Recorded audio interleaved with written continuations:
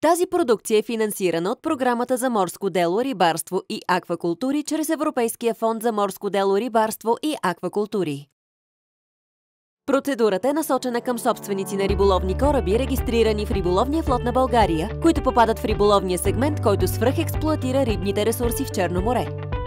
Допустими кандидати са собственици на риболовни кораби, които са на възраст не по-малко от 10 години, с поне 90 дни риболовна дейност годишно през последните 2 календарни години и притежават валидно разрешително за стопански риболов. Целта е да се опази биоразнообразието в Черно море чрез постигане на баланс между риболовния капацитет на Република България и наличните рибни ресурси, като същевременно се намалят въглеродните емисии.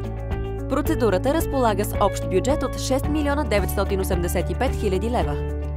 На скрапиране подлежат кораби от небалансиран сегмент, на възраст над 10 години, извършвали риболов поне 90 дни годишно за последните 2 календарни години. Получателите на компенсации за COVID-19 и войната в Украйна също могат да кандидатстват.